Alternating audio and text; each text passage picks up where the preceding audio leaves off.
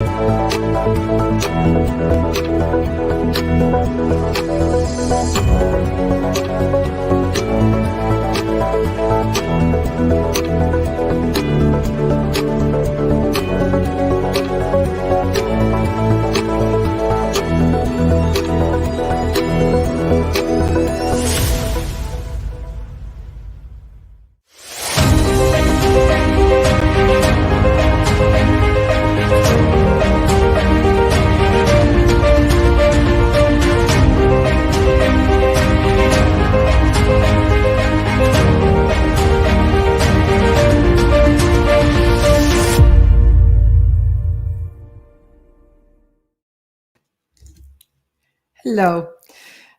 It's my great pleasure to welcome you to the 14th Pan-European Conference on Digital Education, conference here on Facebook and on YouTube channel, whatever you prefer. My name is Blanca Tatzer, and I will be the moderator of the today conference. We are very grateful to Erasmus Plus program for the support, and very grateful to all the presenters for their tremendous generosity they have provided with sharing their teaching practice. And of course, to all of you participants who are eager to know more and more and more. The wonderful thing about this conference is that the international perspective our members bring to these discussions and exchange of teaching practice from different countries. Such opportunities are really, really valuable so that we can learn from different countries, from teachers of different subjects and of different cultural backgrounds. So as usual, we will officially start with the conference at 3 o'clock Brussels time, but we will use these 10 minutes just to present all our wonderful presenters, our wonderful teachers here, to tell something about themselves. As you are used to, we will also provide the link to the certificate of attendance. If you need the certificate of attendance for this conference, you will find the link in the comments. Welcome all, and I welcome my first guest today here. My first guest is Iris. Iris, welcome. Thank you very much. Now everything works. Yeah, great. I'm happy for that. Yes. So, can you tell us a little bit about yourself? Yes, thank you very much.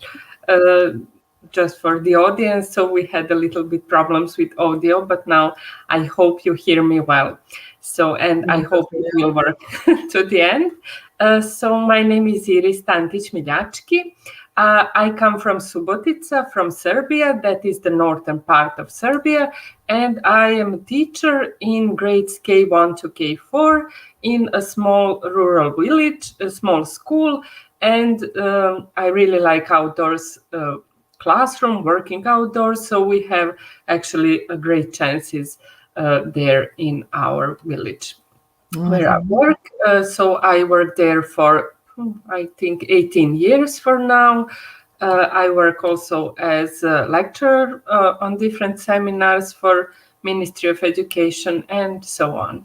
Thank you very much. All right, thank you very much. And welcome, Georgiana. You are our next presenter. So can you introduce a little bit yourself? Hello, everyone. My name is Georgiana Onisoru. I am from Romania, from the capital, Bucharest. I am a teacher, as you can see, and I teach since I have had 20 years. So I'm glad to be here with you and learn something new from you and have a feedback for our work. Thank you very much. Thank you. Thank you also. I forgot to tell you before, so Iris will present, she will be the first one, and she will present outdoor classroom in a virtual environment. And Georgiana will be the second one with AIDA method. AIDA means attention, interest, desire, and action. Yeah. Okay. And now welcome Dora. Dora is our third guest. Hello, good afternoon, Blanca. Good afternoon to you all. My name is Dora Rodrigues, aka Miss Dora, because my students call me Miss Dora, and I love it. And I teach at Escola de Comércio de Porto, a vocational school located in the beautiful city of Porto in Portugal. Besides being a teacher, what can I say? I am also the Erasmus Plus projects coordinator in my school. And together with my workmate, Sofia Borges, who is the head of international relations in our school, we work really hard every day to provide our students with as many international experiences as possible. Key Action 1 projects, Key Action 2 projects, twinning projects, participation in international events, contests, initiatives, and so on and so forth. I love everything. I love everything about being a teacher, and most of all, I love my students. Thank you so much. Okay, so with this introduction, I also invite you, dear participants. So what do you like about being a teacher? Tell us in the comment. So Dora said so many things about what she likes, and I sense her. I see her smile. So what do you like about teaching? In one word, tell us in one word. Yes? All right, in the comments. I'm looking forward. And Dora will present us the topic, feedback and assessment in digital education. Yeah. Next presenter, and welcome. I'm very proud that she is with us, Dr. Aiste Dromantaite. Now tell me, please, how I screwed your pronunciation. Can you just unmute your microphone? Sorry. Yeah, and the pronunciation is good, really good, and I understand that sometimes we have really different names and surnames from different countries, and it can be difficult to pronounce them. So thank you for the opportunity to participate here. I'm Aiste. Yes, I'm from Vilnius, from Lithuania. And I represent the University of Social Sciences. And during this presentation, I would like to present some ideas, some philosophy, and some approach, which we started to apply into our university and this experiential studying form, and just some ideas about this approach and some ideas how we do in our university this year. Yeah, how we learn through experience. Yes, exactly. Yeah. As you said, so experiential education strategy will be your topic. Yeah. And Valentina, welcome also Valentina. She will present book creator and ThingLink. Okay, introduce yourself. We are curious. Hello again to everybody. Thank you, Blanca and Monica, for the opportunity to present our work that we did. Most of the work was done during last year, during the online classes and pandemic. I'm a teacher of geography. I teach in primary school from the 5th till the 8th grade, so 10 to 14 years of age here in Croatia. My school is near capital city. Our city is Velika Gorica, but it's very near our capital city of Zagreb. We are a very big school. We have more than 1,000 students, about 150 teachers and other technical staff in the school. For the last 3 years, we are included in Erasmus Plus projects, K2 action, K1 action, and some of the things that you will see today are results of our first Erasmus project that we had in our school. I also want to say that today with me, my colleague Erika was supposed to be here, but she needed to stay in school for some obligation, so she's excusing herself, and I will say what she plans to say about our presentation and our project. So that's from me for now. Thank you very much. Yes, we will start now soon. I see that yes, you have different comments. Irma is saying about what she likes of being a teacher. I love seeing their progress. Yes, and it's heartwarming. Also for me, being an educator, this is the most wonderful thing. And some people said that they are like empathy and so on. Okay, so I also see the comment that the link for the certificate is not working.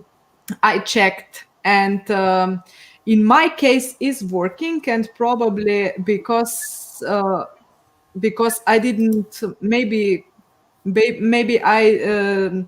I didn't put the good copy into the comment on the YouTube, because there is the problem. On Facebook there is no such a problem, so we will check it in the meanwhile and put the right version during the presentation. But now I think it's important that we start, because we are all curious about the learning that we will get today, and really thank you.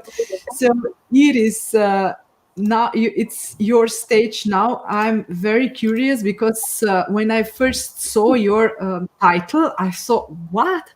How is this possible? Outdoor learning in virtual environment, that I couldn't imagine. So I just thought, yes, we have to hear her. So please share your ideas with us. Yeah.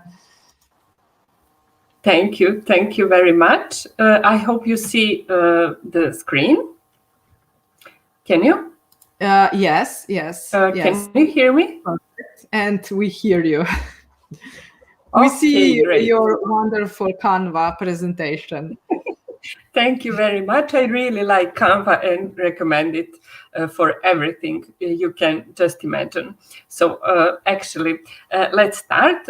I've just said a few things about me, so we will skip that one. Yes, outdoor classroom in a virtual environment. That is quite sometimes we think it can't possibly work, but actually it can work. If you set what is outdoor classroom, and if you set some rules, the children are used to that work. So actually you can do a few things, and including some virtual experience they had previously. So it can work. Let's see. So this one you heard about me. The outcomes in the end, you will be able to prepare a day outside, even virtually, according to confirmed principles and steps, integrating more subjects to achieve a goal. And my expectations is that you hopefully feel excited and motivated to go outside and enjoy one day, at least one day outdoors. So let's see today's agenda. I thought about understanding the concept. What is it look like to structure a day outside? On one example, that is Hedgehog's Home by Branko Ćopić. So if you are former ex-Yugoslav Republic, you know Branko Ćopić, and you probably heard about and read Hedgehog's Home. That is a poem that is really, really nice, and children about age 8, 9, they really, really enjoy it. And so we will see, can we meet standards and apply stream into this concept, and a small summary of today's presentations. So first, let's see, understanding the concept. We will a little bit more talk about what is outdoor classroom, what is virtual environment, and what is integrated approach. All of three are very important to see and to understand, so you can get the best out of it. What is an outdoor classroom? That is actually whatever space outside the traditional classroom, wherever learning can take place, such as covered area outside or wherever in the nature you can find a right spot. So many of these researchers describe many benefits, so I would not say more than that one. And as a basis for understanding organization and logistics, we use the Coyote's Guide to Connecting with Nature, and also we use Natural Cycle Daily Plan Structure from the same book for planning a day, a little bit modified. When we organize an outdoor day classroom, we refer to the David Sobel's 7 principles, and when we think it is very important, all the time you have more of them, but it is good to choose one for each activity, so you get a clear picture what do you want actually to do. What is a virtual environment? We all know what is that. It is a network application that allows a user to interact both with computing environment and to work with others. So we are now talking about COVID lockdown back in 2020, so about a little bit more than a year ago, when I had K1, so they were 8 years old, and we use Google Classroom.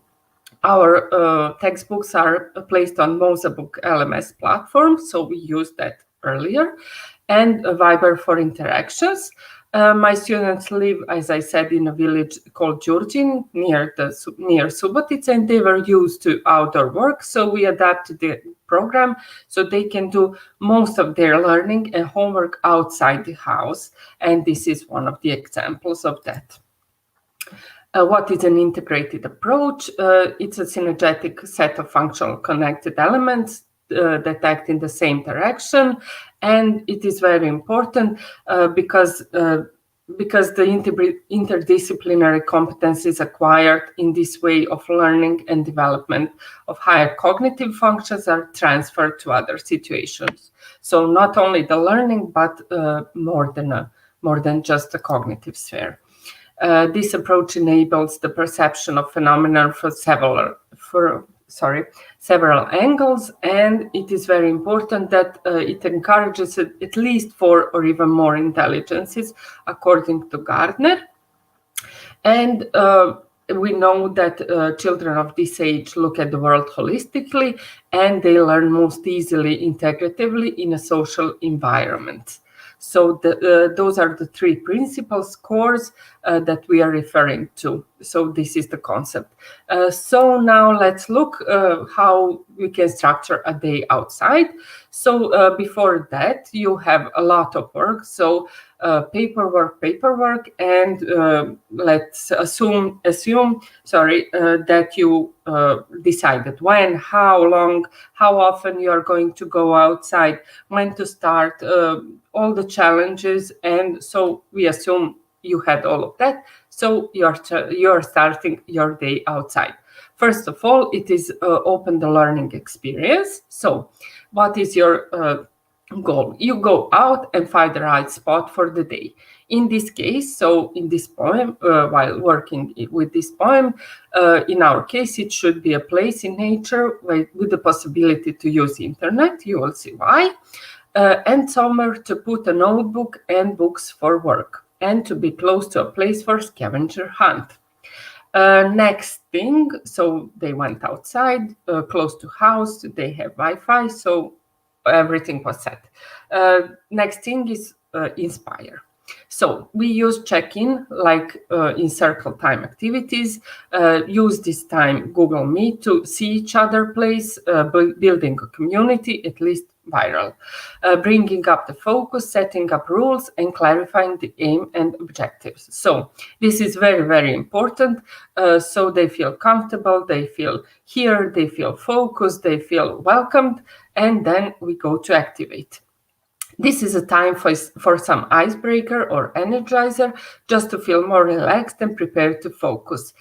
This game is in tight connection with today's class. So every time you have to choose a game that is connected to your goals. For example, we use step forward, step back, statements led to team, forest, animals, home. So that was our short game.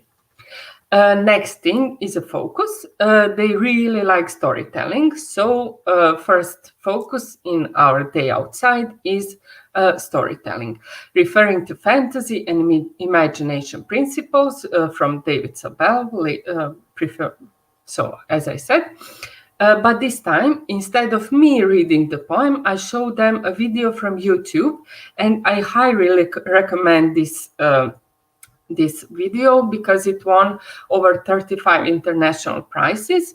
Here is a link. I will put it later on to the chat. So this is really, really, really nice. I wanted to show you a little bit of that, but when I started sharing my other screen, then my audio went broke, so I won't do it right now.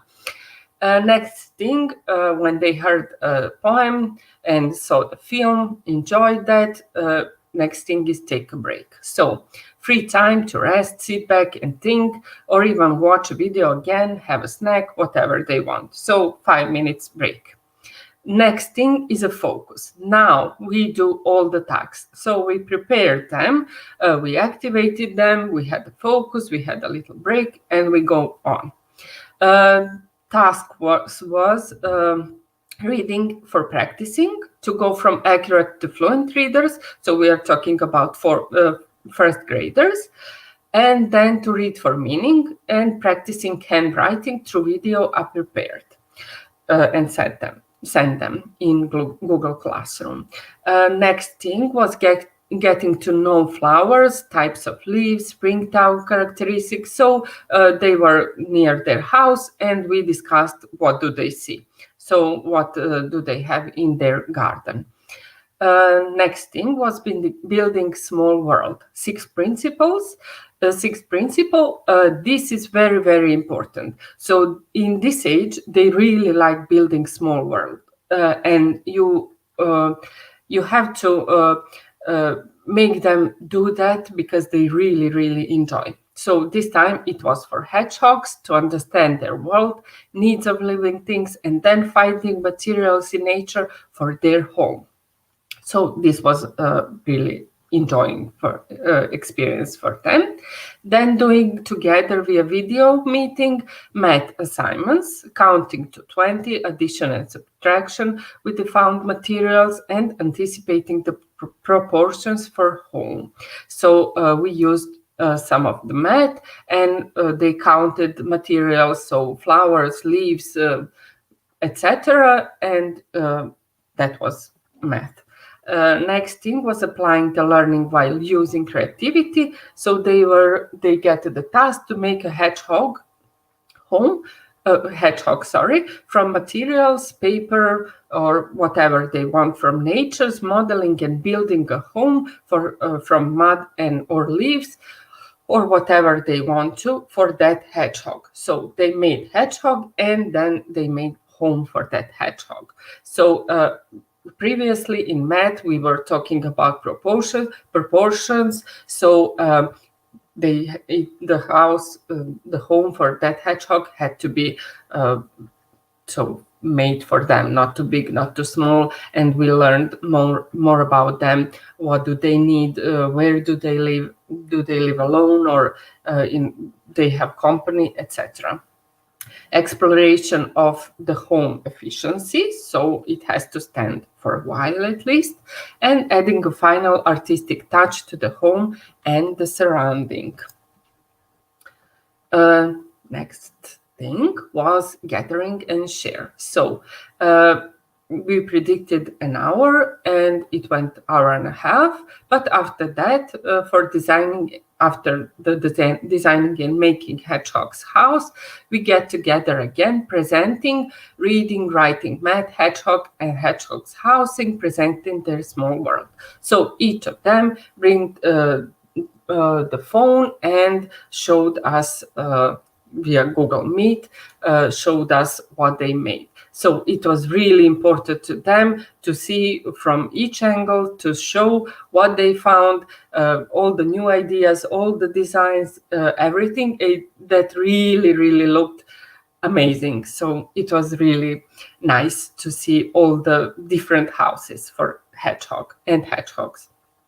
Later on, we reflect and integrated all of the experiences. So we talked about the key learnings from each aspect, share noticings, thoughts and feelings. And as I said, my students are 8 years old. So this reflection was expected as this age range. So it went for about 3 minutes, but it's okay. So we are getting to know, to be better and better. And in the end, it's the closure time. It's the closing circle, again via Google Meet, the gratitude circle for all the great work. So they go out from the class happy because they learned something, they made something, they enjoyed all day in nature, and in the end they are happy because they get feedback about all the great work they done. Can we meet standards and apply stream like this using outdoor classroom integrated approach in a virtual environment? Yes, we can. Aim of the education in general, standards for each subject, learning objectives, interdisciplinary competencies, and cross-curricular connections. All of them we can meet like this. When we are talking about stream, we are actually talking about science, technology, reading, engineering, art, and mathematics. So here is, I won't read this again because you've heard what we have done, but we actually were working on science and both on technology, reading comprehension, then we were some engineering, then we made some art, and we applied mathematics into our work.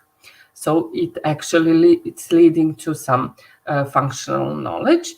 So here are some of the examples. You see Canva, a lot of Canva. So each day we had preparations, and here are some of the so now you can't see actually. Here is a word wall quiz we used to. They were making handwriting. Here is a book as it looks like. So these are some examples what we were doing actually. You can later on watch this video how it looked like. The final the final hedgehog and the house. And now we have a summary of today's presentation. So firstly we were talking about understanding the concept. Then we made the structuring the day outside. Then we saw that we can meet standards and apply stream like this. And hopefully we have some questions, and you can feel free to ask. And for the end, I would like to say that I promise you there is no job as fulfilling as watching students succeed in a ways the world has said they cannot. So they hear all the time what they cannot do, but when you see them and enjoying everything they can do, and wide knowledge and all the enjoying moments and everything they are learning, that's really, really fulfilling. Thank you for joining my today presentation. Thank you very much, Iris. And also it reminded me that in one way, a teacher job is the most stressful in the world, but I think that is also the most fulfilling one. Yeah, there are many congratulations in the chat. So Diana is saying congrats for your wonderful and inspiring ideas. And you were wonderful, really. And Daniel has a question. Have you any dedicated spaces in the schoolyard for outdoor activities? Yes, thank you for the questions. We have one outdoor classroom, as we call it, but we at least use that. So most of all, we go wherever. So we go to the closest forest. We go to the river. We go wherever. So whatever they want or I find appropriate, we go there. So even we use that classroom actually just when it's really rainy day outside, for example, or snowy or windy. So in that case, we mostly use that one. And Jana is interested in what kind of skills do you consider can be developed the best by outside classroom? So what kind of skills? Oof, that's a very good question. I would say life skills. I would say life skills because in this way, beside the learning competencies, beside the learning outcomes, most of all, they are teaching about themselves, about communicating, about how to help others, how to feel actually all the nature, to feel all the living creatures and their needs. So, and how is that connected? So I would say that is, for at least for me, that is why I'm doing that. So that is the key benefit that I see in outdoor work. So life skills, and I can say making better people. I don't know if that is too much, but I feel really like that one. Yes, it's really wonderful. Yes, life skills. And don't forget that some people are the best learners when they can move around. Yeah. Yes, and yes. you enable them to do that. Yeah. Yeah. So the kinesthetic type of learners, so Yes. they really don't have options in I'm sorry, not very much options in a classroom, but when they go outside, they can really enjoy themselves and make a positive picture of themselves, so they don't feel frustrated because they really need to go and to move. So in that way also we are referring to them. So in the classroom you mostly work with audio type and learners, but actually, and sometimes visualizing type of learners, but kinesthetic, it's actually when they go, they really like that. I agree from my bottom of my heart. Also, Diana is reminding us also about the cross-curricular topics. Exactly. And now Yes. I got this feeling that I think that sometimes we have to organize the whole conference devoted to outdoor classroom because there are so many opportunities. Yes, yes. Yeah. Yes. So this integrated approach is actually that one. So cross-curricular. Sorry for that one. So that's actually really the point of that. So they really learn like that. Kids don't learn math just like math and reading just for reading. So making them experience everything, and they have a seat spot. So that is also one kind of thing. So if they feel real overwhelmed or whatever, they can easily go and make a seat spot and sit wherever they want, get back together, and then come back and enjoy the rest of the day. So that's fine also. Great. So thank you really for sharing all your advices and your wisdom with us. Thank you. Thank you. And I invite now Georgiana with another method. It's called AIDA method: attention, interest, desire, action. Okay, Georgiana. First of all, I want to say thank you to you and Monica for this opportunity. And I will share my screen to see my presentation. It's okay? It works, yes. Okay.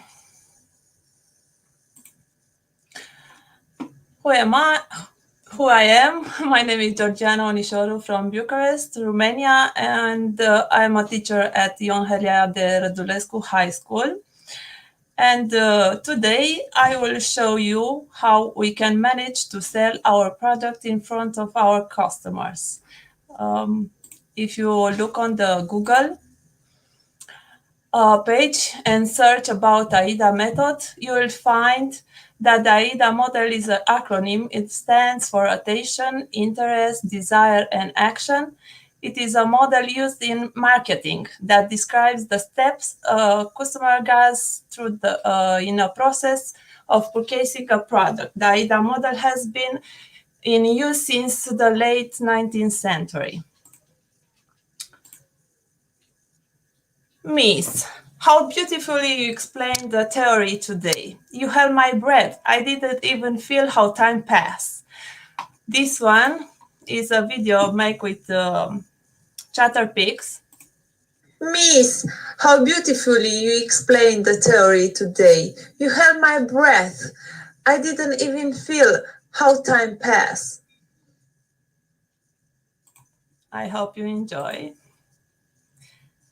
Dear colleagues, do you want to hear such a reaction from your students? Do you want to increase the retention rate of theoretical knowledge? Do you want to teach in an interactive and captivating way? If the answer for those questions is yes, then you are where you need to be, and I want to thank you on behalf of the organizer for your time allocated to today's meeting. Creating digital story. Attention. It's a type of eye catcher. So I would invite you to take the QR code or go to Menti. I hope Blanca will put in the chat the Mentimeter. Of course. Yes.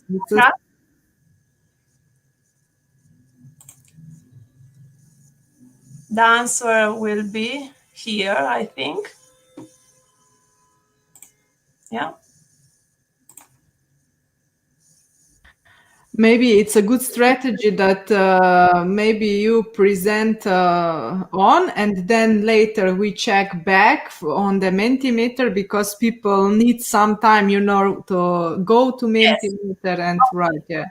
Interest. Present your lesson in the most interesting way possible. So I put here one image. Yes. Create desire. I generate interest when I put the image on the screen. From that moment on, the world was very curious because the picture hides a question. What are these colors? Intuitively, there is a connection between numbers and colors. So, creating digital stories. We have here 8 steps. Make sure you taught your students enough of the foundational knowledge they need to build a story from. If you work with high grade levels, you may not need to have covered all the material in the class, but students should know where they can find the information they need. Share examples of successful digital stories. Show student example, and if you're assigning your first ever digital story, you can use my example for this post or example from other teachers who share classwork online. Have students get all of their ideas down on paper. Remind them that this is the stage where anything goes. Students should narrow down their ideas to 1 or 2 big guiding ideas and then put together an outline of how their story will go. Time to write. Your students should show you a draft with all of the written text for their story. Older students may not need you to check this step. Have your students gather all of their digital media in a folder or Google Doc. They can upload photo of original artwork and videos here as well. If your students have never used Genially before, teach them the basic before asking them to choose a template for their project. Then they can fill it in with their text and images, videos, etc. They can also record themselves reading their story within Genially. Create a space for students to show off their work. This can be on a class blog, school website, in a Wakelet connection, or in a class presentation.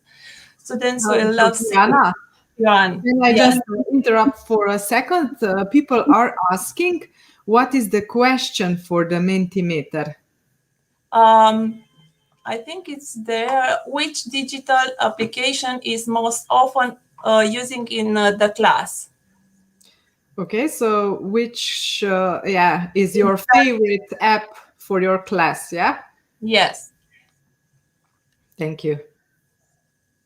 And the last step, share your story. Yeah.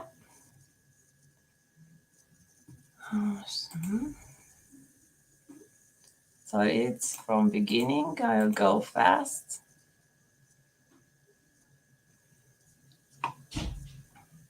And action. The call to action follows. The aim of the activity is to give students the opportunity to learn, to discover for themselves, and to gain self-confidence. So you can apply on Wordle.net. This is a quiz that I used on my class, but I want to show you about the results you can see about the kids. Yeah. Okay.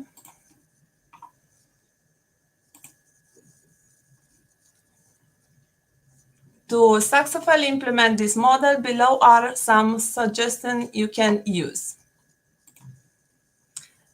First of all, start with a question that catch their attention. School classes sometimes start with answers and fail to reach captivating question.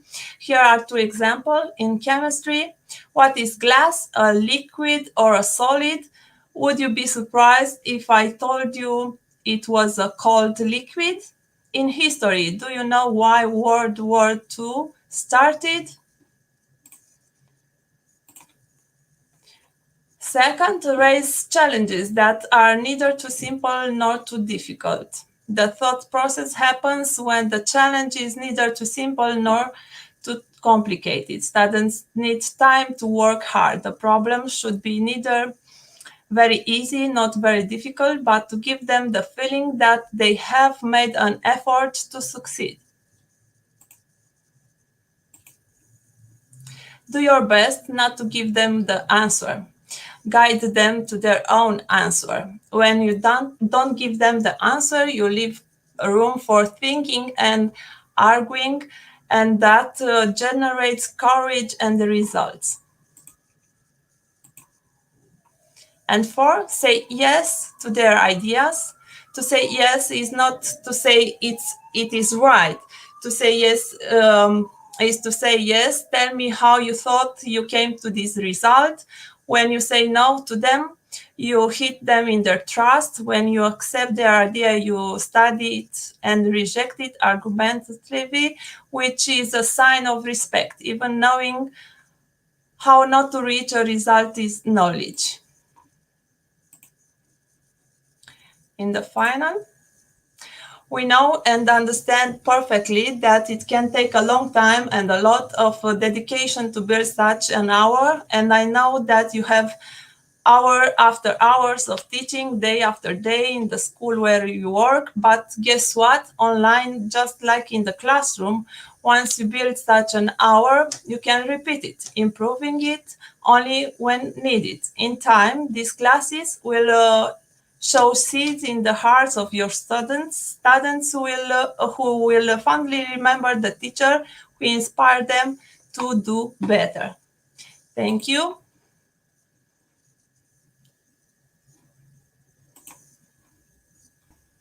Thank you very much for your case on AIDA method. Yes, I was surprised to hear that something about marketing can be applied even in a classroom. So can we see the Mentimeter results now so that we see what are the favorite applications that people are using? Yes, just a second. Yes, and dear teachers, dear participants, so please share this conference also with your teacher colleagues in your Facebook, so that also the others will hear all the teaching practices that we are discussing here. Some of you are also asking us about the slides. So all the slides are available and you can download them. They are in the Facebook group, Pan-European Conference on Digital Education. Just go there and download them. They are also there from previous conferences. So, okay, the results are here, up. It disappeared. Can you share again? Yeah? Oh, share again? Okay, I will share again. Because I don't see you, so it's difficult for me. Yes, I know, yeah. Okay, I will show again. It's okay? Yes. All right. So what are you using? Okay, you can comment this word cloud.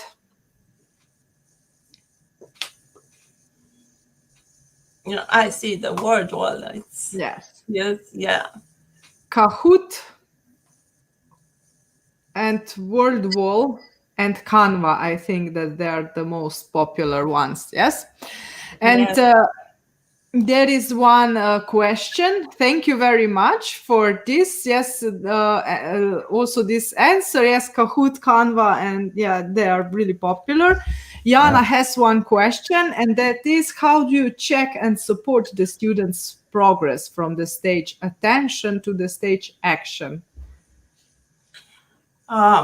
You have a questionnaire that you put in the classroom. You can check the chat, maybe.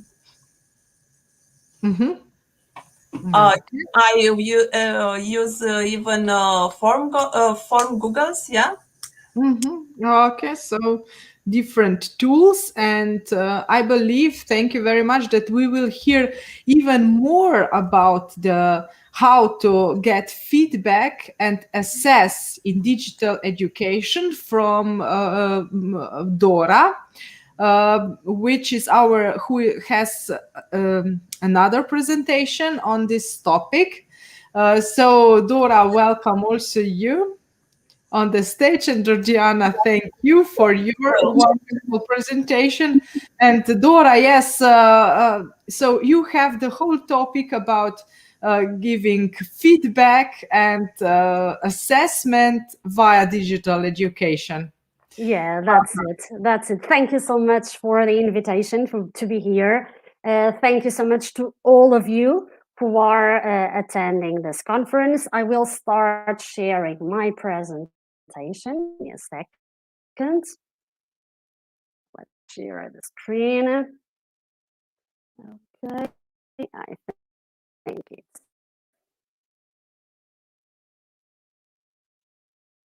okay. Blanca, can you see the PowerPoint presentation on the screen? Yes. Can you help me, please? Mm-hmm. Yes, it's here, yeah, Dora, everything works fine.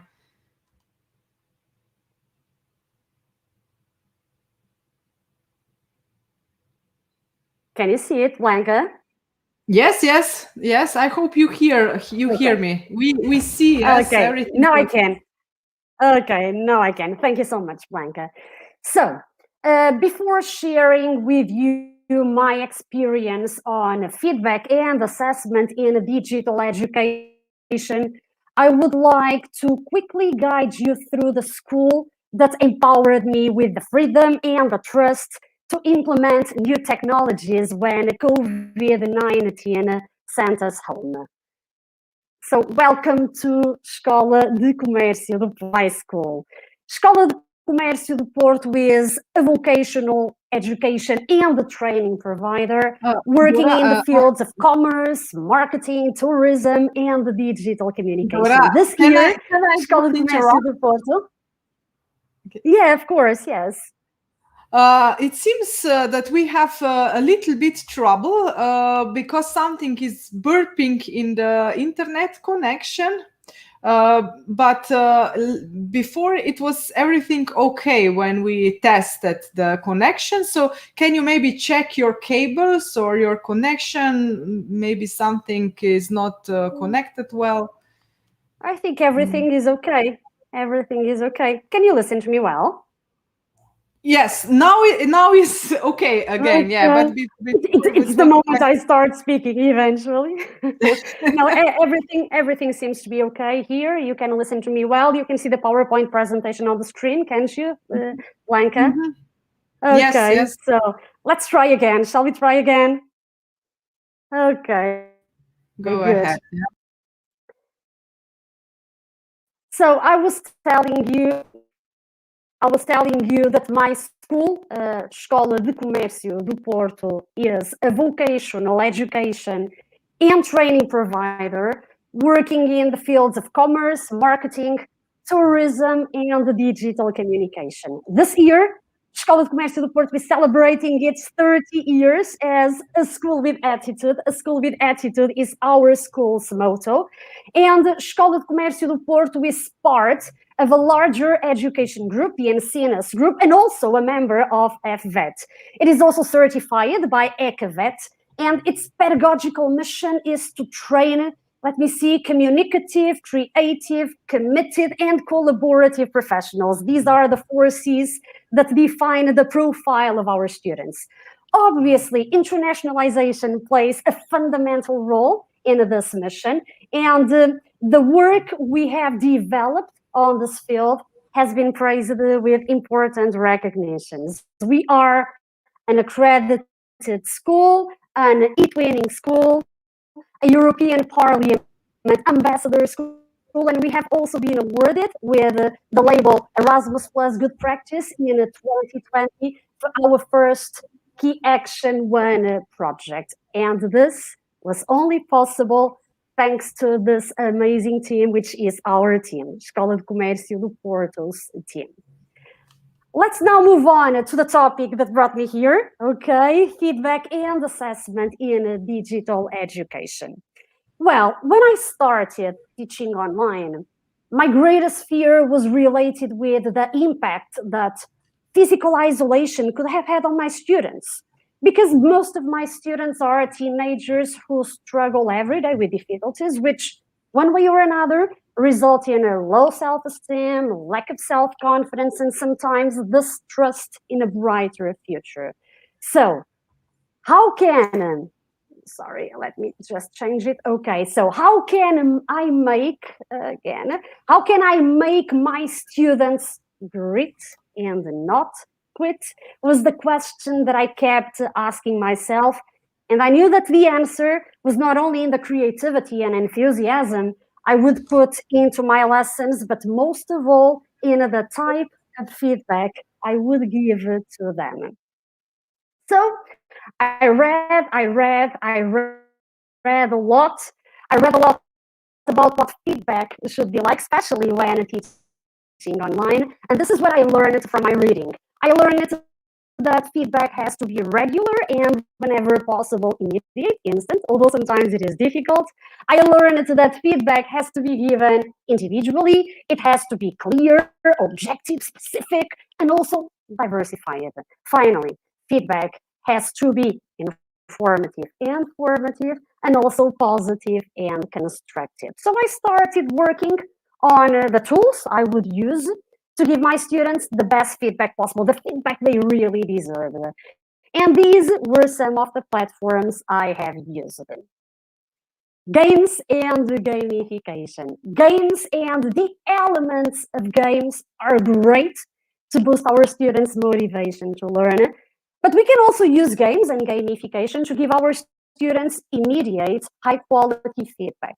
These are some of the games I have used, Kahoot, the so-known Kahoot, quizzes, and also Flipgrid. I've got the hyperlinks here. You can look at them more carefully because I'm running out of time. I'm sorry. So Kahoot, quizzes, and Flippity were some of the game and gamification platforms I have used. My students were invited to play lots of games, and after all the fun was done, when everything was done, I sent each of my students the individual report, like this one here, so that they could learn from the games and from their mistakes. Let me tell you that another good thing about these platforms is that we can assign the games to our students by sending them the link to the game so that they can play those games over and over and over again individually. And then we've got game elements like these badges here and also leaderboards, which were also used to give feedback to my students. Regarding leaderboards, the leaderboards can be created on the platform I told you about a few seconds ago, Flippity, but they have to be used wisely. We have to be careful when using the leaderboards because this type of feedback is not individual feedback. Regarding the badges, the digital platform I have used to create my badges was Badge Maker. You can access Badge Maker on this link here, and I swear to God, it only takes 1 minute to create one. It's really fast and it's really easy. I love badges because they allow me to give feedback on the skill I want to emphasize. My students love them too. Why? Because it is a visual recognition of something that they did well. And badges are also great in peer assessment because my students usually give badges to each other. The other digital platforms to give feedback I have also used to give instant, objective, and formative feedback were Canva, Blanca, Canva again, always Canva, and also Google Drive. My students use these platforms, Canva and Google Drive, to work on their assignments. And while they are working on the assignments, they share the link immediately with me, allowing me to give them feedback the moment they are working on the assignments.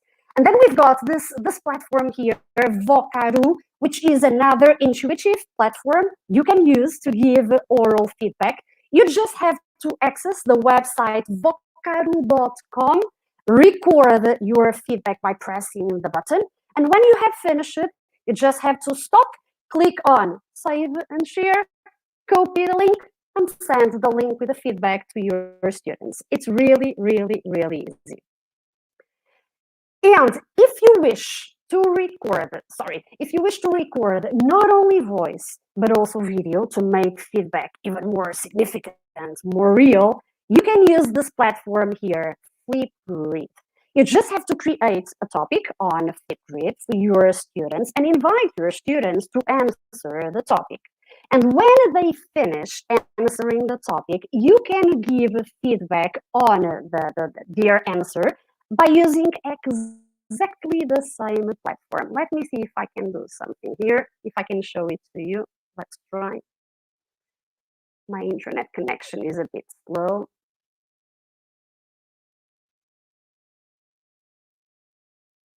Okay.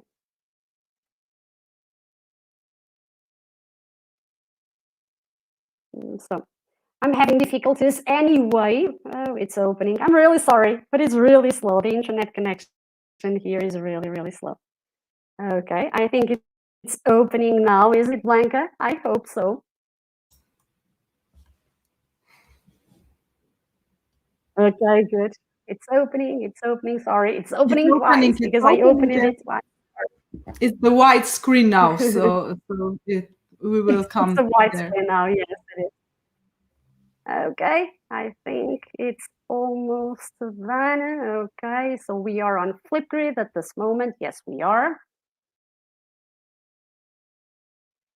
Okay. So this is my student. I'm really sorry, but this is my student, George, whom you cannot see at this moment. My feedback, this is the feedback to George. Okay, I record video to give him feedback. I'm sorry, but and you can also write feedback, and you can grade some criteria performance with great, and then you just have to copy the feedback link and send it to the student's email.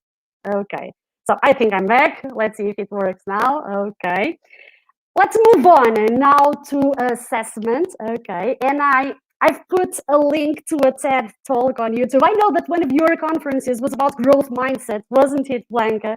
I think it was the last or the one before the last one. And I strongly recommend you, if you haven't already, to watch this TED talk, Growth Mindset by Carol Dweck, the tyranny of now versus the power of yet, okay? Because it's a very interesting TED talk. And it will help you understand that there are different types of assessments: the diagnostic assessment, the formative assessment, the summative assessment, the self-assessment, the peer assessment, so many types of assessment. And also one that I usually call retrospective, which is the time when my students do not assess themselves, do not assess their peers, but assess the teacher's performance by saying what I should stop doing, what I should keep doing, and what I should try. Anyway, no matter what type of assessment we are talking about, all types of assessment should be diversified, should be articulate to the object of assessment, the objectives, the target itself, and most importantly, I think this is the key word, assessment should be inclusive, making sure that the learning objectives as well as the assessment criteria are understood by everyone. I have used several tools to assess the different skills and knowledge of my students, but because I'm running out of time, I've got a time management problem. I'm really sorry. I will focus on just a few of them. Let's start with the diagnostic assessment. What do rules say? Rules say that before studying a new topic, we should assess our students' prior knowledge on the topic. And I have used the two tools or resources, okay, to do so. Again, games, because I love games.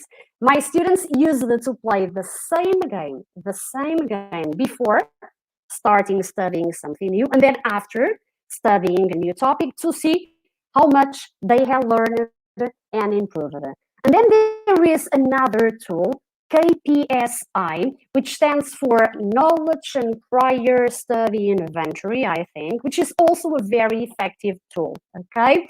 What kind of tool is this? Before studying something new, my students assess their knowledge on specific topics by grading them from 1 to 4, okay? On a specific column before studying the topic.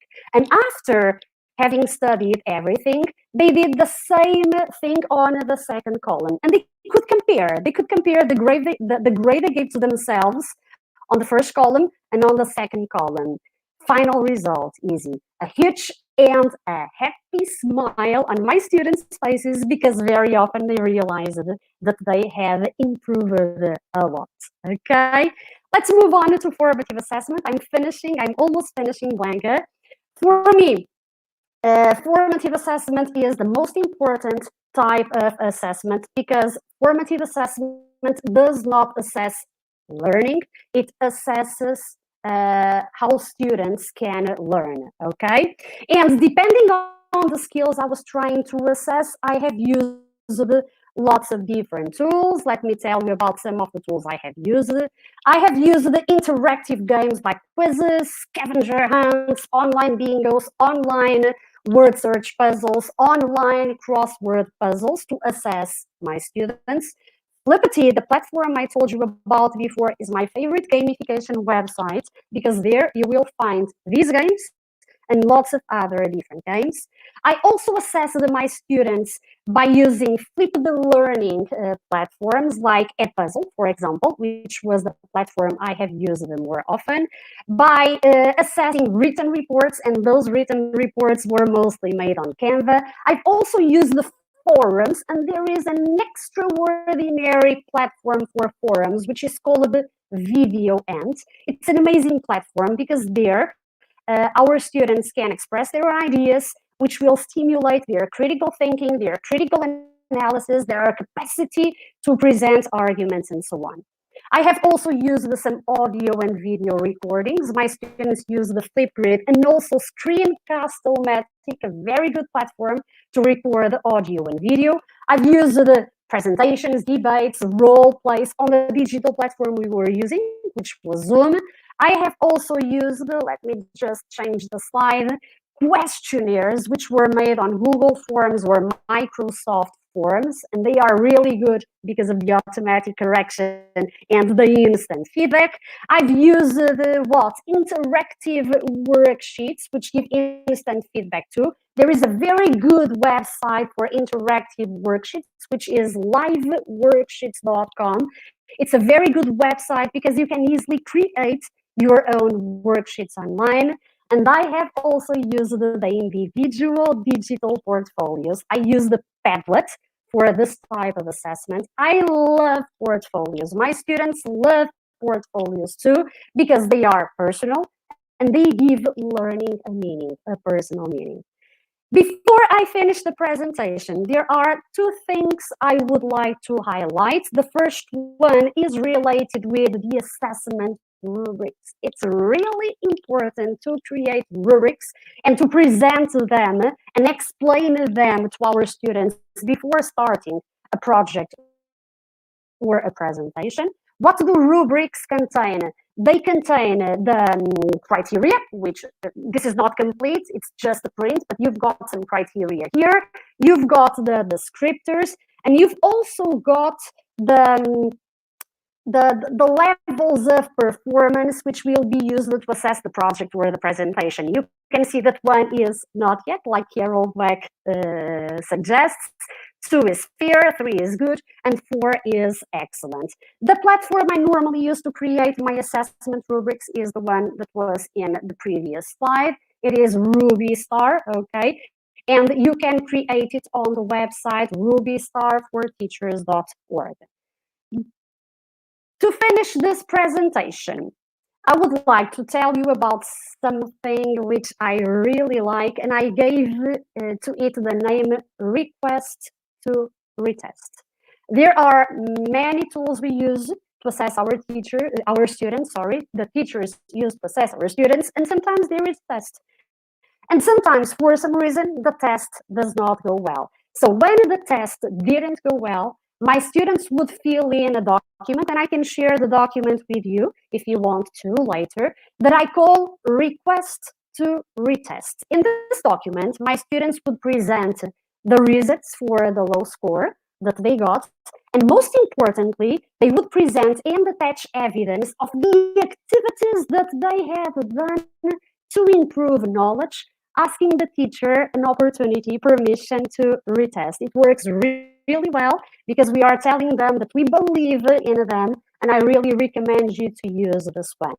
To finish, obviously, there are other types of assessment. There is self-assessment, there is peer assessment, and there is also a moment when my students assess my performance. I call it retrospective. And on Mentimeter, my students have got the opportunity to think about everything that was done and to present suggestions by telling me what I should keep doing because it worked, by telling me what I should stop doing because it's not a good idea to continue doing so. Normally they say tests, teachers stop doing tests. And finally, they present suggestions of something, that I should try, okay? Before I finish this presentation, or to finish this presentation, I would like to leave you a quote of one of the best Portuguese psychologists ever, Eduardo Sá, who in a very good event, Bringing the Future 2021, he said something like, the best in the world can be the future. And I totally believe that the best can be the future, and it will promote the future of our children. Thank you so much. I think I've done. Sorry.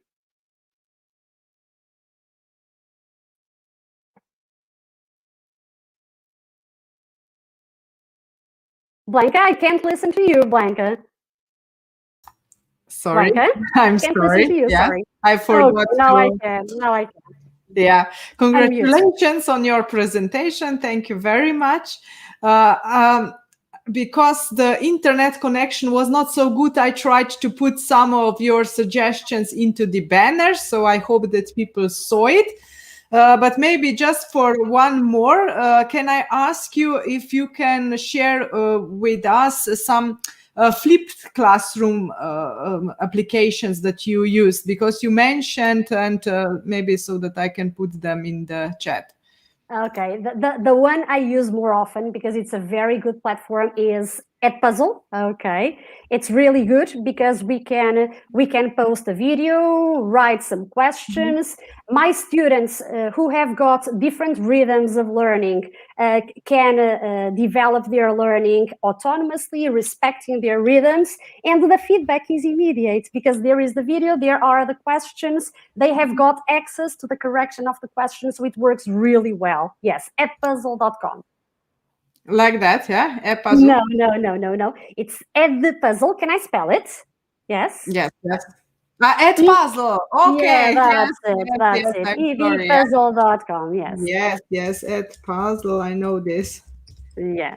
I'm really sorry, but my internet connection probably is not working quite well. Yeah, it's this one, yes? Okay, thank you once more. There is another question about e-twinning. So Vesna is interested in what kind of projects do you most often get involved in e-twinning? Okay, I can tell you about the projects I am involved in the school year.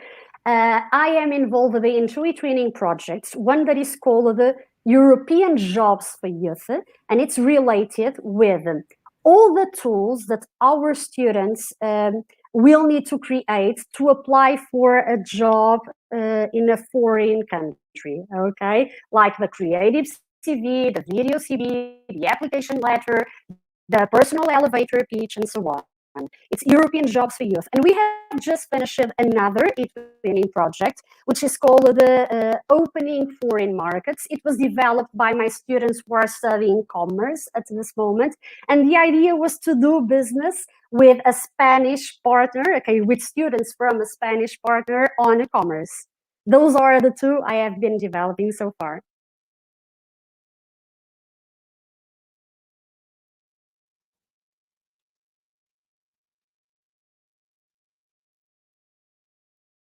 Blanca, can you listen to me, Blanca? Okay, so another question that Jana has is about peer assessment, because it can be a bit of bitter feeling and unfairness among some students. So how do you solve this problem? Okay, we always try to make our students present feedback in a constructive way, okay? But because this is the way we work there, to say things that can help the other students improve, but to say them in a very constructive and positive way. The other students that are receiving a feedback that is not as good as they wished before normally take it in a positive way. Okay, thank you very much. Right, so we have one more question, but I suggest that we move on because we have only half an hour left, but two more presentations. And thank you very much for your contribution. And all the slides are available in the same group. So Pan-European Conference Facebook group. Go there and you can download all the slides. Thank you, Dora, also for your energy and smile. Thank you so much. Thank you, Blanca. Okay, welcome, Aiste Dromantaite. Okay, well, she has also a very interesting presentation. Students are often asking us about experience. So how can we engage them into experiential education? Right. Okay, thank you, Blanca. And I'm sharing my screen at the moment. And from where I would like to start, from the understanding and just from some philosophical approach, or just from the understanding, like why we are talking about experiential education strategy and why do we need that. And I really liked previous presentations of Dora or Iris, what they were telling, because all those methods experiential education includes, and it's really important to use them, because students, they they like to learn only what they understand and what they feel the purpose. So the main thing from where I would like to start is the point of view when we see into the classroom. And I'm representing the University of Social Sciences, and I'm more talking from the student and lecturer's perspective, and I'm studying about it, teaching students and giving lectures for them.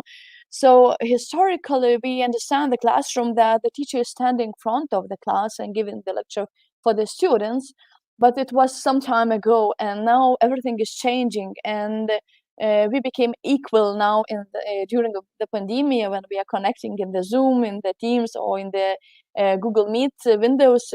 We became equal, and we need to understand that lecturer and student is a synergy. We're exchanging the points of view, we're exchanging the knowledge, we're exchanging the information. And what is really important, that the students also have their own experience. They are not the blank lists. They are not the people who don't have any anything from their life. They have their own perspective, and it's really important to include it in their experience, to engage their experience during the studying process. So the first thing is very important, that that point of view, that it's a synergy, and also that the lecturer who comes to the classroom needs to have a positive attitude towards students. And what I mean that I am working in the educational field more than 15 years, and I see various students, and sometimes we are thinking that because of the changing the generations, we are sometimes saying, oh, those students, they don't know anything, or they are weak, or they are just some kind of bad students. But there are no bad students, they have a different approach to the same things, and they need to have and also together with the lecturer to find that point of view, how in better way to take that information, how to allow them to study in their own way of learning. And I will explain later what I mean. Here is a very nice quotation, that education is not filling a pail, but it is lighting a fire. So while the learning is just connect with something else. So during the learning process, we are connecting the dots, we are connecting the students' experience, and we are asking, like, what do you know, and how we can to fill that, to fill more information between those dots. Also, what we need to understand, and what really nicely previous presenters told us, that students or pupils or in the kindergarten kids, they are coming with a different learning styles, and some of them they are visual, some of them they are auditory, some of them they are kinesthetic, and they need to have different approaches, different ways of possibilities of learning. So teachers need to understand also, we as the teachers, we as the lecturers need to understand that we need in the classrooms, during the lectures, apply various tools of and various possibilities of learning. And what is really important, that allow students not only to read, because if they read, they retain only 10% of the information. But when they tell what they were doing, when they do the things, and when they explain, they reflect about that, they understand and remember 90% of the information. So it's really a huge percent we have. And also what is really important, that if the students has a possibility to tell and to show, and they to do, so the information recalls after some time. So it is also a possibility to give the information, and just not only to memorize, not only to use cognitive skills to memorize the information, but also to use that information after some time, when the exam passes, when the summer passes, they remember that information, and then there is a possibility to use various tools for the learning. And reading is a passive learning of style. So why we are using those tools, why colleagues before presenting those active applications for their learning, because it is an active learning process, and it also allows to use two brain models, two brain domains. So it's not only a cognitive, not only the right brain, but also the left brain, which is includes the creativeness, which is allows to use the experience, which is allows to analyze the problems, to use the games, and to use various tools. So why we need to, so it's one of approach that we need to understand that there is various learning styles from the of the students. Another thing is motivation to learn. And to a very large degree, students expect to learn if their teachers expect them to teach and also expect them to learn. So when we are teaching the students, also we are approaching them to extrinsical or to intrinsical motivation. And we do that by incentives. So are we blaming them, or are we praising them? Are we just driving their motivation, or are we just arguing with them? Yes. And students generally are not motivated to learn by themselves. But so me as a lecturer role, or you as a teacher or lecturer role, is just help them to become a motivated learners. Because first steps, what we need to recognize, the students, they use some strategies for self-defending, just some cheating, maybe some procrastinating, not coming to the lectures, not to join. But this is doing like for some goal, for some reason. And one of the main reasons is just to save their self-worth. So we need to protect also them, and just to have an option to be open for those reasons, and to be open, motivate them. What motivates the students, and what we have when we have students motivated by intrinsic motivation. So those students, they are interested in knowledge, they are uses students and practice to benefit their own learning. And they also are giving the strong ideas of them, like they originally present the ideas. When pupils are extrinsically motivated, so just they want to get a plus or a good mark from their just doing some task, but it's just not it's not an option for their learning, and just for the short memorizing information. And what motivates the students? So it's nothing new, but of course motivates their experience, their interest and values, and the future. And if we allow, and in the classroom we use methods and information which relates their values, so it's a possibility to reach the intrinsic motivation. And there is a question always that teachers and educators raises: are some teaching methods bad and shouldn't be used? And there is an answer that there are no bad methods. Just sometimes they are used badly and not orientated towards the pupil, towards the students. So no one method of teaching students can suit every occasion. As I told before, there are different style of learning, different style of students. So experience indicates that a combination of methods is likely to be more effective than any used singly, and that variety of help maintain people's interest and motivation. So in the classroom, we need to use as more tools as we are able to do that during the short time of the lesson. So why I'm talking about the experiential learning cycle? Because this cycle, this model includes and allows for different of style of learnings for the students also learn during the lectures.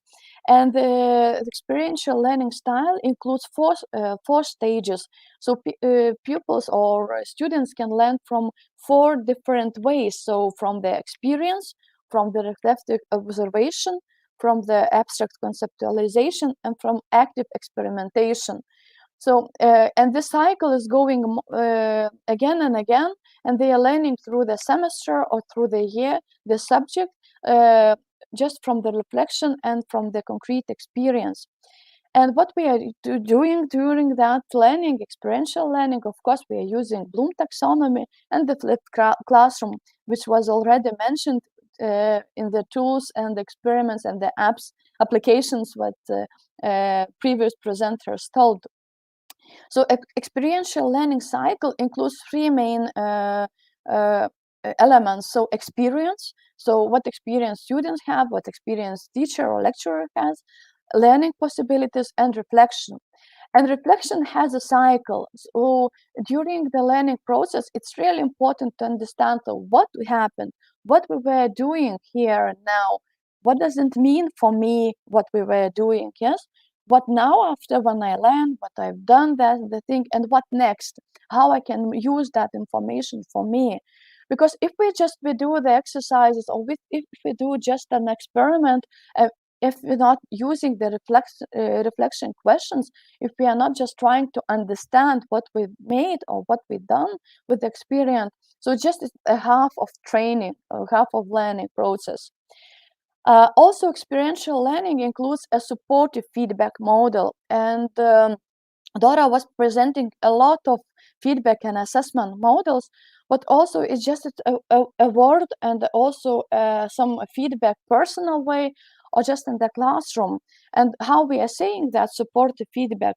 So just from the point of view, what we noticed, what that feeling it raised, what we could recommend, or just asking, okay, if you had another opportunity to do the same project, how you will do that? What will you do differently during that project? And what does it gives all those issues or these approaches, what I am telling, what does it gives? It gives that facilitation techniques, gives the subject known for lecturer and students. The experience, what is included, is also included, both of them, and the relationship in the classroom is equal. So I believe that is the most important, and I came to the first my slide where I said that the point of view that the lecturer and student, they are exchanging the energy and exchanging the learning process. And experiential methods of learnings also can be easily used in sufficiently prepared classrooms and very well prepared lectures. So if we have very well prepared classrooms, we can use all the methods. So it means that the students can all the methods to use for them and to be well prepared for the learning process. And also it was done a research that students evaluated methods, and they say that discussion, experiments, reasoning, just outside trips, brainstorm, excursions, they evaluate really positively, and they say that it's really tools and methods which allows for them understand the process. So going further, and taking into account this approach, and this is some basic for the learning, we use Bloom taxonomy for the projects at the University of Applied Science, and we have 3 projects or 5 projects during the semester for the students. It depends from the length of the course. So we have basic projects, practical projects, and creative projects, and those projects, they apply into some tables, but it's just some example for just sharing. But those projects, students, they create themselves, and they are making groups of 3 or 4, maximum 5 of students. They're creating the basic project, the practical project, and the creative project as an exam, and they are trying to find how implement the knowledge of some subjects, for example, human resource management, or client management, or marketing management, how to apply this knowledge into their own project. For example, to create a small group and to do a research for some companies, and to find them and to suggest some options, how, for example, to use modern motivation tools for some companies. So they can use the knowledge not only for the learning process, but also for the further projects, and maybe for the practice, and even for the job. Here is a model. Sorry, it's in Lithuanian. It's my native language, but just it's too much text. But it's not the text important, but it's just a table for with the plan and with the projects. So we see on the left side there are 4 projects and the exam. It's a criteria as how we evaluate those projects, the form how it should be done, and the percent how many of evaluation it includes.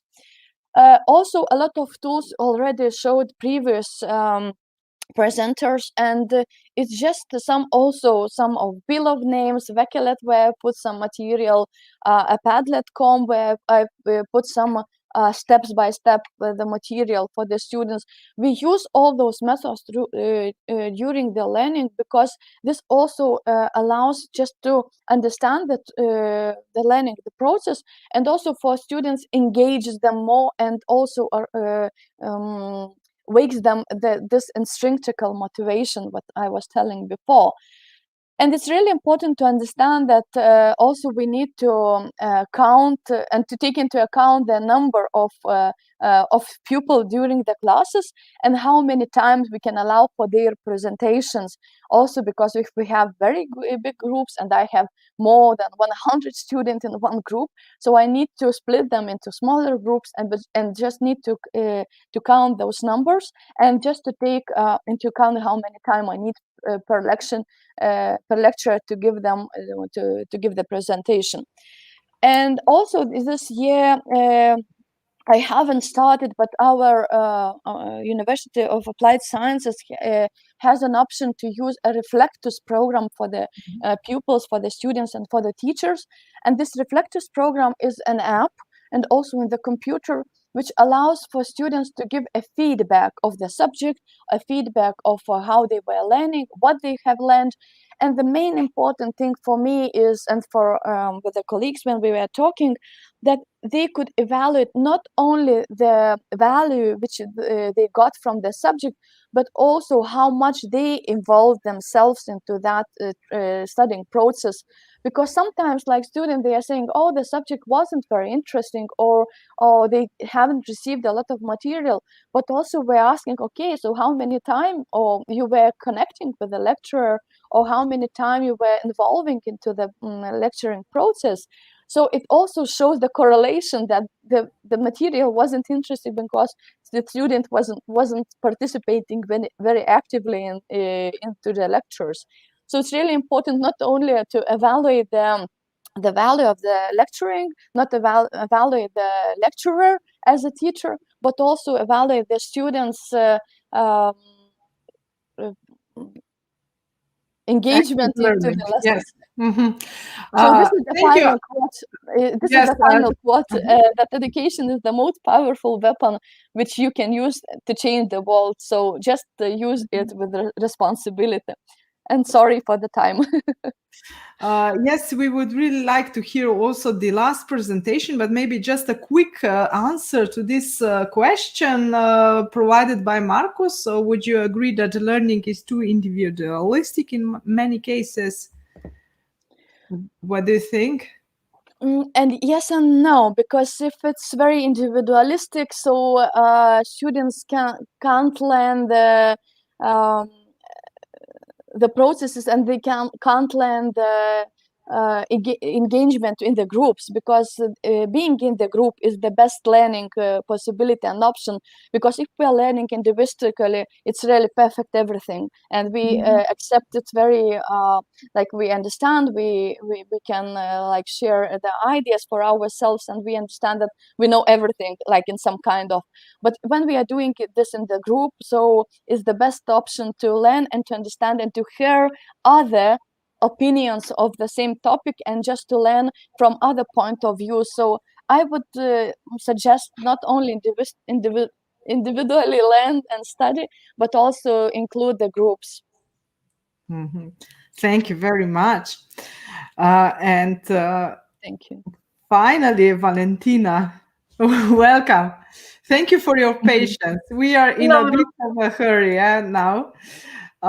Valentina is also with us, and she also has an interesting presentation about book creator. So about book creator and ThingLink in a classroom and also online activities. So welcome all of you to get some additional ideas how to use Book Creator. Thank you very much. It wasn't very hard to wait for my turn because all the presenters before me were very interesting. Ideas were great, and I'm looking forward to incorporate some of these ideas in my work in the future. Next year, school year, because this school year is almost finished, at least in Croatia is almost finished. So to start with my presentation, because of the time, I will try not to be too long to finish soon. So I'm sharing my screen with you. Okay. And I hope that you see my presentation now. Yes, it's okay, yeah. Yes. Okay, so you can see and you can hear me. My presentation is about more about the tools and results of our work than the methods. It's about digital tools, Book Creator and Tingling. I think that most of you probably heard of it and maybe try to use it. So about Book Creator, this is a very simple tool for creating very nice digital books. Teacher can create a free account at the Book Creator and get one library with 40 books. It is suitable for the students of all grade levels. We used it in our projects and in the classroom with students from 6 to 14 years of age, and they all managed to do some work, some books in this tool. Well, depending on their age, the results were, but they all managed to do it. Students join the class library using a code, and then any book which they create can be accessed by the teacher, added to the class library, share with other classmates. There's no cost per student, and there's no limit on the number of the students that can join the teacher's library. That last thing was very important to us because we used it in our Erasmus project, school partnership project.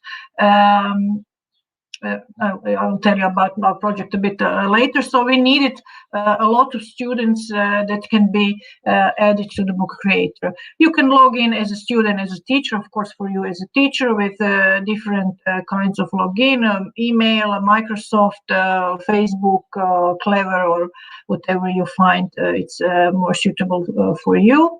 When I click the link, you can see, I hope you can see some of our books. So this is the library of our project.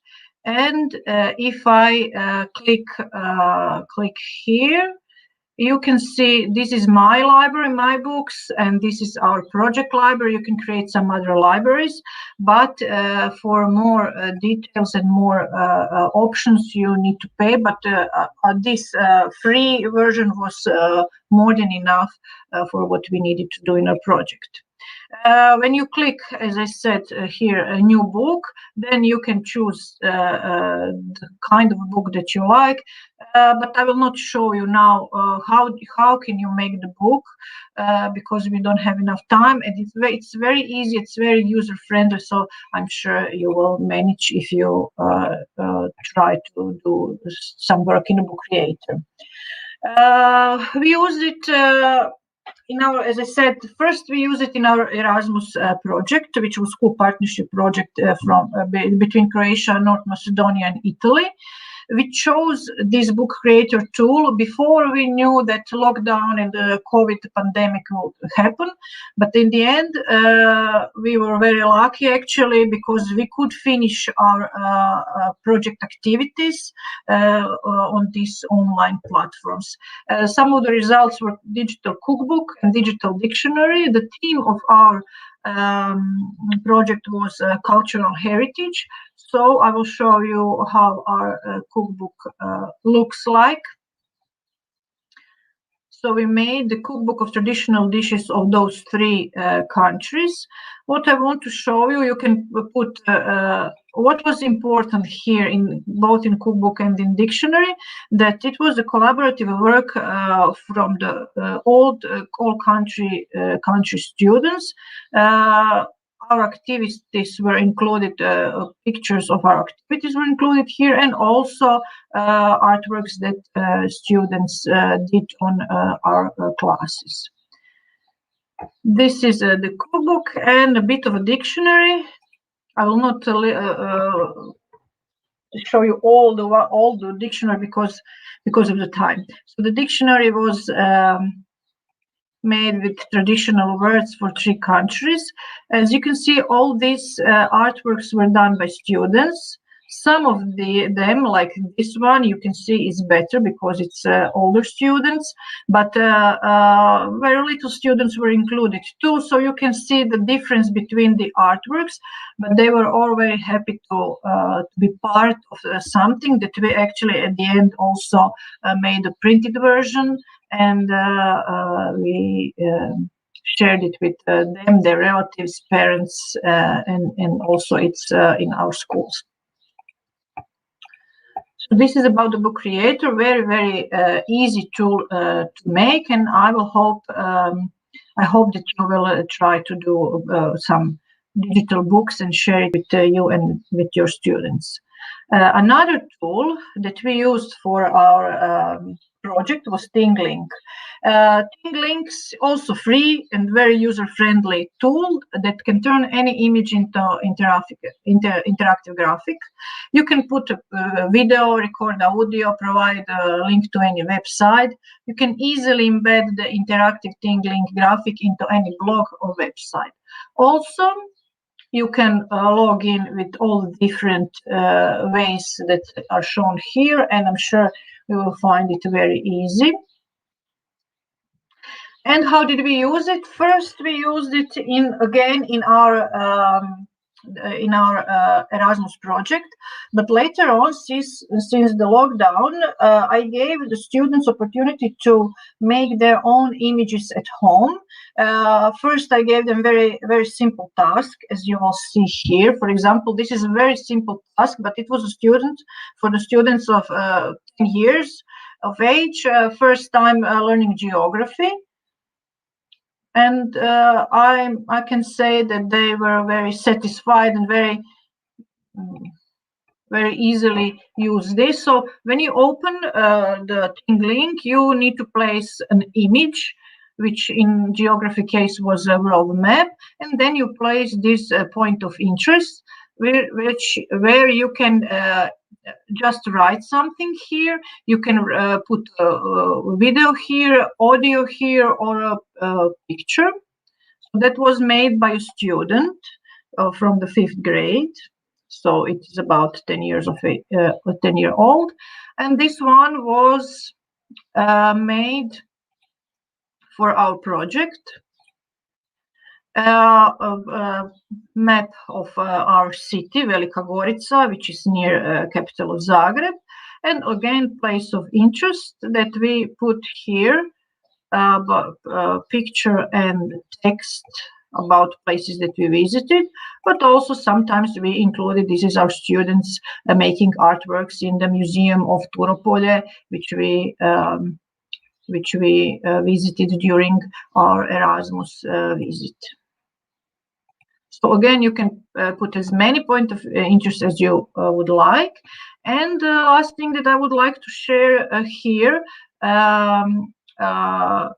with the ThingLink is a Christmas card that students wanted to do for their parents, for themselves, classmates, and teachers. So this one includes also music. So again, you put interactive, you put an image and then make it interactive. So this one, I don't know, can you hear it? This one also has music. And if you click here, you can find all the wishes, good wishes that the students put here for, as I said, classmates, parents, and we shared it on our online tools during the online classes during the lockdown. So that's about it. I will stop the music so you can hear me. What was very good about all these tools, the good thing was that students were able to finish their projects, activities that we started before the lockdown, but we managed to finish it from the online. It's very collaborative, so whatever one of students do, all the others can see, teachers can also see and help, and at the end, I think that most of the students find it very interesting and challenging to learn a new digital tool. They improve their digital skills, but also made the things that we were trying to teach them interesting. So they learned in interesting way about the cultural heritage of Croatia, North Macedonia, and Italy in these projects. And we continue to use it now in our classes, not just only geography. I'm telling you about geography because I'm a geography teacher, but my colleagues in the school also use that too. So I tried to be very quick. That's why I didn't talk you much about these tools, and I'm open to all your questions. So thank you for attention. I will ask you to, in the end, fill in the information, and I'm open for your questions if you have some. Yes, of course they have. Yeah. So every presentation today had questions, also yours. And it's about Book Creator. So can students collaborate on real time in Book Creator? Yes, students can collaborate on real time. So from home, they can work on each how can I say? They can create their own digital books, but also they can work on the same digital book at the same time in real time. That was very interesting for them. So they can see what other is doing, like they are together in the class, but they're at home. Thank you very much. Yes, that's really important. Yeah, so that we can give them activities. There are many congratulations. They are saying thank you, very nice, perfect job, congrats. And yes, and I also thank you, Valentina, and say hello also to Erika, because I know that she also contributed to this presentation. Yes, very much, yes. Yes, I will just ask if it's possible to put the link on the evaluation in the comments. Or... Where do you have? In Forms, Microsoft Forms. If you can put the link into the private chat, then I can put it on the chat. Yeah. So Valentina would really like your evaluation of the presentation, because she would also like to improve, and we would be really grateful if you can take few seconds to provide the evaluation, and Valentina will provide the link now. But in the meantime, when we are waiting for this, it's here. It's here. Thank you very much again for the opportunity, and I found all the presenters very interesting. I'm looking forward to use the ideas, and also for all your comments. Very, very much thank you, because it can help me in my work in the future to be better. Yes. Thank you. So the link for the evaluation now is in the chat. If you can take a few seconds just to provide comments so that Valentina can improve for the next time, but you are already now perfect. So great. In the meantime, I can take this opportunity and invite all of you to apply for the next conference, which is a 15th conference in a row. We are doing this marathon since the lockdown last year, so now it's the 15th conference. 24th June is the date for the conference, and please apply as presenters. So you can see now how all those people are shining here. Please welcome as presenters, and also as listeners, of course. I'm sure you all have some interesting ideas and projects to share with teachers around the Europe. So please, yes, take the time and also share your experience with other colleagues. Thank you for today. Be patient for the certificates of attendance. We will send them in 5 days. So some will get them immediately, some will get them in few days. So be patient and also check your spam and spam and commercials folder. Thank you. I will say goodbye now, and just presenters, please wait a second so that we will just say goodbye to each other. But yes, to all the participants, thank you very much for today's.